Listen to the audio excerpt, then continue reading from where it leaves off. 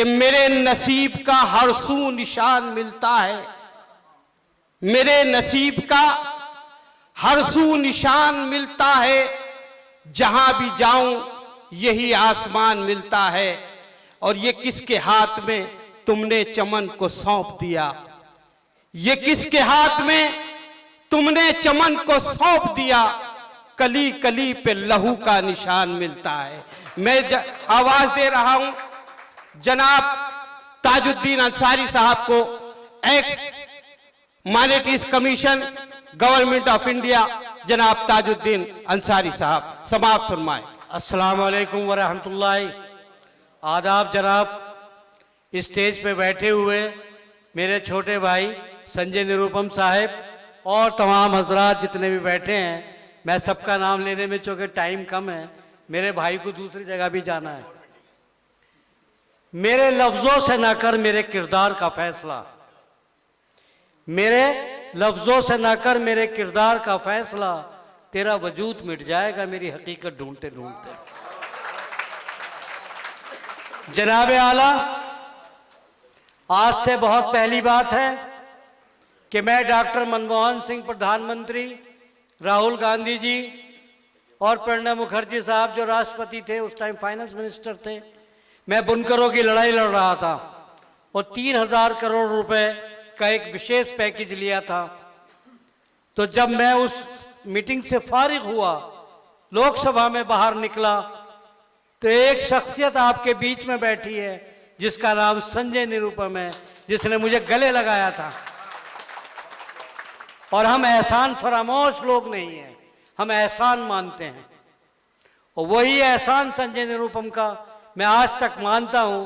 और कभी भी मुझे ज़रूरत पेश आती है तो मैं अपने भाई को एक टेलीफोन करता हूं कि फला मुशायरा हो रहा, तो मेरा संजय निरुपम छोड़ के भाग जाता है, फौरन पहुंचता है। आज भी प्रोग्राम थे कितने, अभी भी प्रोग्राम है, इस कदर जल्दी है, लेकिन मुझसे वादा किया और हाजिर हुआ आपके बीच में। तो मैं आप तमाम बिजनौरियों को एक बात कहना चाहता हूं इस स्टेज से कि इंशाअल्लाह जब कभी तुम्हें सियासी एतबार की जरूरत पड़े तो संजय निरुपम को डॉक्टर ताजुद्दीन अंसारी समझना, कि दिमाग में रख लेना, कभी भी जरूरत पड़े। अब आ जाइए दूसरी बात, अभी कुछ लोग बातें कर रहे थे सरकारों की, यहां मीडिया के लोग भी हैं, तो मैं एक बात कहना चाहता हूं। जनाब हमारे प्राइम मिनिस्टर प्रधानमंत्री साहब ने एक बात कही थी कि एक हाथ पे कुरान होगा, एक हाथ पे टेक्नोलॉजी होगी।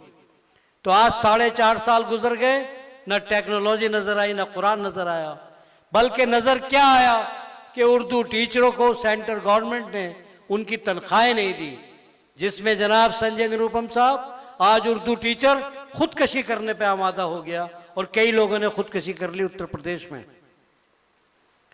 तो ये हाल हम लोगों का बना दिया। तो मैं आपको एक वादा करता हूं कि सरकार भी आपने बनाई थी और सरकार गिरा भी आप देंगे। आपके पास वोट की ताकत है, अपनी ताकत को इस्तेमाल करो। बल्कि मैं एक छोटी सी बात कह रहा हूं कि जो ताकत मुकेश अंबानी के पास एक वोट की ताकत है, वो एक रिक्शा चलाने वाले के पास भी ताकत है। वोट की ताकत का इस्तेमाल करो और हर आदमी वोट डाले, और वोट डालने के बाद उस सरकार को लाओ जो इंशाअल्लाह ताला इस तरह की चीजें ना हो। मैं खास करके बहुत ज्यादा मुबारकबाद दे रहा हूं अपने भाई मोहम्मद यूनुस को, जनाब रिजवान साहब को, जिन्होंने इस महफिल को सजाया, वरना मेरे बस की कहां बात थी। बस मैं संजय निरुपम जी की नजर एक शेर कर रहा हूं। भाई संजय निरुपम जी, एक शेर सुन लीजिए मेरा।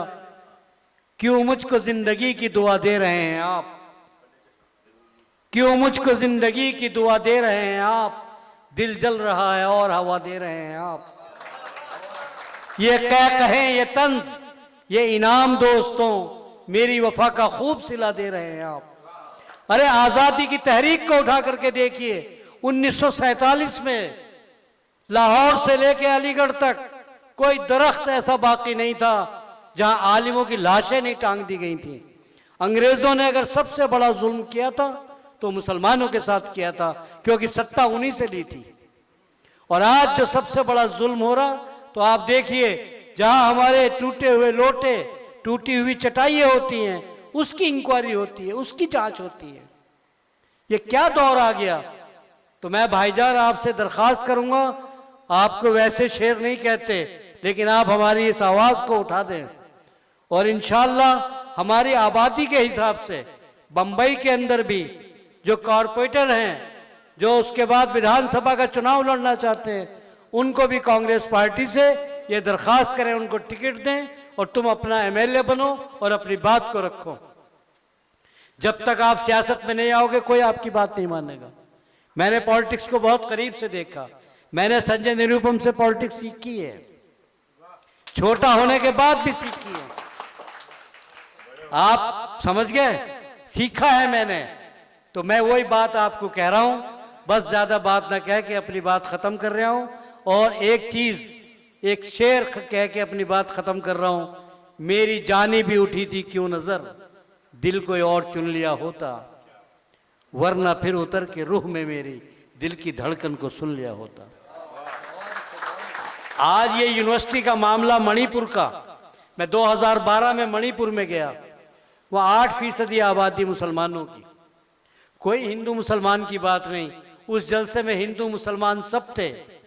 जब मैंने वहाँ तालीम की बात की तो 20 एकड़ जमीन वहाँ के हिंदू मुसलमानों ने मुझे यूनिवर्सिटी बनाने के लिए दे दी।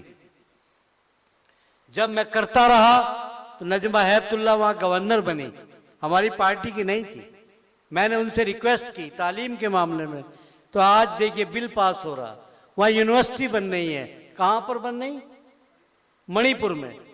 अलीगढ़ में यूनिवर्सिटी है तो आपके बच्चे पढ़ने जाते हैं, मणिपुर में यूनिवर्सिटी है तो उसमें कोई एक समाज के बच्चे नहीं पढ़ेंगे, सारे बच्चे पढ़ेंगे। तालीम के अलावा कोई रास्ता तुम्हारे पास नहीं है। आधी रोटी कम खाओ, अपने बच्चों को पढ़ाओ। और मैं आप सारे, आज तुम सारे बिजनौरियों से एक बात कहना चाहता हूं कि अल्लाह ने तुम्हें बहुत कुछ दिया है। तुम्हारे बुजुर्ग आए थे, उन्होंने मेहनत की, आज आपकी बेकरी, आपके पास दौलत है। अरे भाई, एक दिन वो भी ला दो कि संजय निरुपम हम बैठ के तुम्हारी यूनिवर्सिटी का उद्घाटन करें। तुम भी तो फैसला करो। अगर तुमने ये फैसला नहीं किया तो कल आने वाली नस्लें तुम्हें माफ नहीं करेंगी। और मैं बिजनौर जिले को यहां स्टेज से बोल रहा हूं, मैंने खास बिजनौर में जमीन खरीद ली 125 बीघे। इंशाल्लाह बिजनौर में भी आपको यूनिवर्सिटी दे रहा हूं। बस पढ़ाओ अपने बच्चों को, और कोई मकसद नहीं है। और जब तालीम होगी ताकत होगी। अपनी औलादों के हाथ में अरे खुरपा और जाली मत दो, अपनी औलादों के हाथ में तमंचे मत दो, रिवाल्वर मत दो, कलम की ताकत दो, कलम दो, पेन दो, कॉपी दो। थैंक यू, शुक्रिया, अस्सलाम वालेकुम।